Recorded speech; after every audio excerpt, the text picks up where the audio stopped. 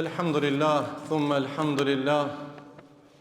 Alhamdulillah alladhi hadana li hadha wa ma kunna linahtadiya lawla an hadana Allah. Wa nusalli wa nusallim ala ashrafi khalqillahi Muhammad ibn Abdullah al-mab'uth rahmatan lil alamin wa man tabi'ahum bi ihsanin ila yawmiddin. يقول الله تبارك وتعالى فيه رجال يحبون أن يتطهروا والله يحب المتطهرين. Allahun e falendrojmë, ata e madhërojmë, prej Tij falje dhe rahmet kërkojmë. Allahun e falendrojmë që na ka bërë rrezik shahadetin, Islamin si fe e vetëm e pranuar, fe e pastërt, me besim të pastërt, me sistem dhe platformë të pastërt. Allahun e falendrojmë që na ka bërë rrezik këtë ibadet të kësaj ditë me të veçantë, ditë e xhuma ku pranohen lutjet. E lutim Allahun e Madh që Allahu t'i pranon lutjet tona ya Rabbel Alamin. Është ditë e pastrimit të gjunaheve, Allahu na pastroft nga gjunahet ya Rabbel Alamin. Është ditë e veçantë dhe më e veçanta e javës ku i çojmë salat dhe selam e pejgamberit më të veçantë, Muhammedit sallallahu alaihi wasallam, familjes tij, shokëve tij dhe gjithë atyre që ndjekin rrugën e Islamit deri në ditën e Kiametit. Xhamati pranishëm në këtë xhami, gjithë ne kemi ardhur këtu me bindje sot për ta madhruar Allahun dhe për të kërkuar falje nga Zoti, edhe me ballin ton dhe me zemrën ton, me shpirtin ton dhe me trupin ton, mi u përul Allahut duke i bërë sejdë dhe ruku, edhe duke kërkuar udhëzimin e Tij, faljen dhe rahmetin e Tij. Allahu në ajetin e larë përmendër thot: Fihi rijalun yuhibbuna an yatatahharu wallahu yuhibbul mutatahhirin. Fihi rijal, aty ka burra që dëshirojnë të pastrohen, e Allahu i don ata që ka dojnë pastrohen. Xhamia është vend i pastrimit të besimit. Shtëpitë e Zotit janë vend ku njerëzit vinë me shpresë mu pastru nga gjunahet.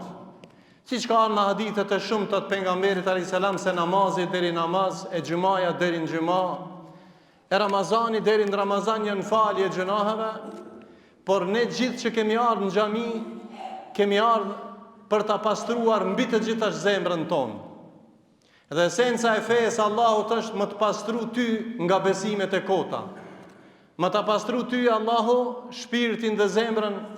E ai që nuk e din adresën e shtëpisë Zotit në dynjat, se në gjen adresën e shtëpive të xhenetit në ahiret që Allahu ka përgatitur.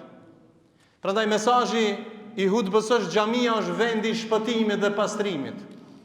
Ai që nuk vjen në xhami dhe nuk e gjen adresën e xhamisë, shtëpisë Zotit, ai nuk mund më kanë i pastër as në zemër, as në mend, por as në trupin e tij.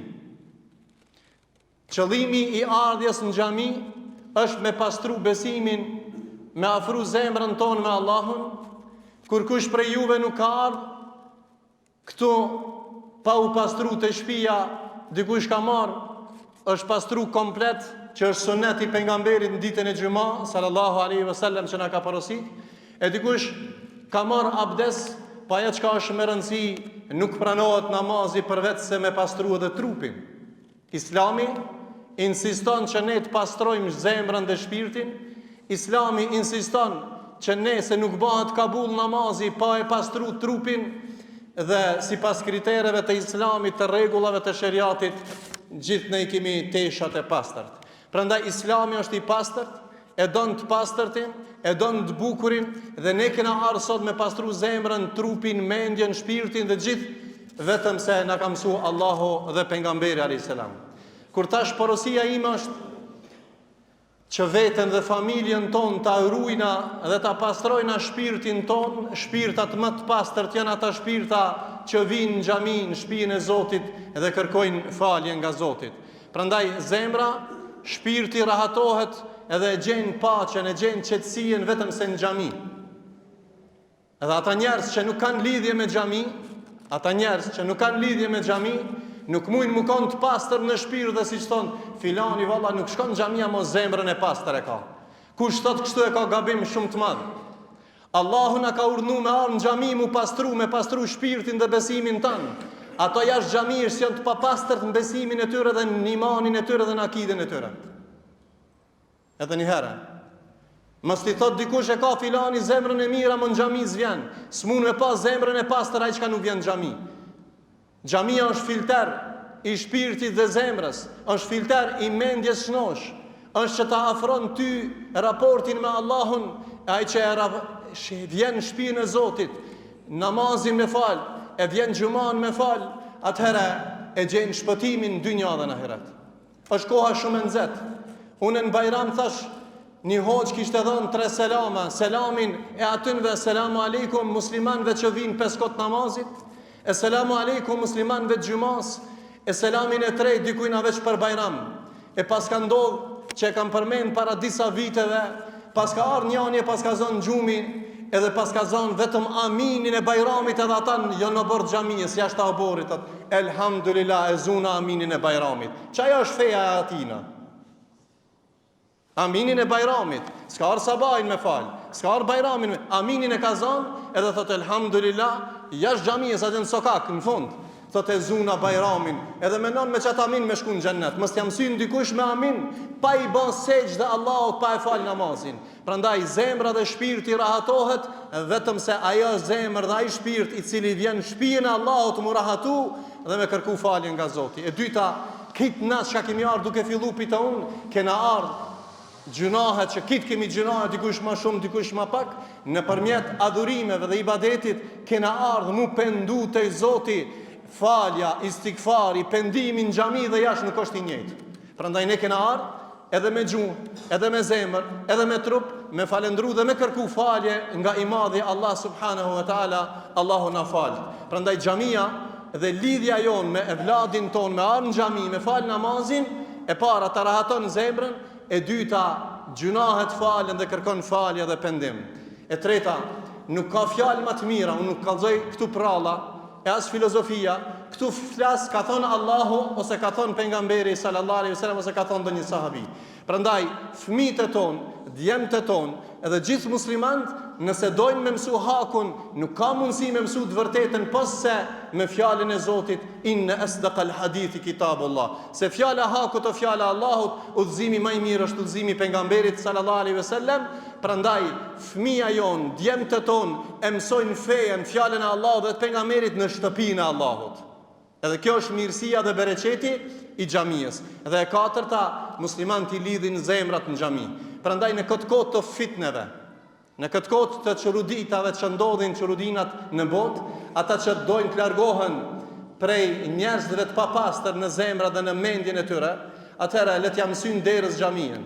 Në të vinë ata dhe le t'i marrin familjet ku anfusakum wa ahlikum nara, ruje vetën dhe familjen tënde nga zjarmi i xhehenemit, se në xhami e gjen udhëzimin edhe e shton udhëzimin, e gjen bereqetin, Allahu t'i jap shëndet edhe në aspektin fiziko-psiqik.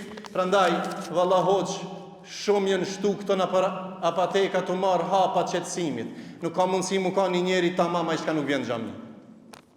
Wallahi, nuk mund mu kanë tamam as me mene, as me shpirt, as me zemër, ai që nuk vjen në shtëpinë e Zotit.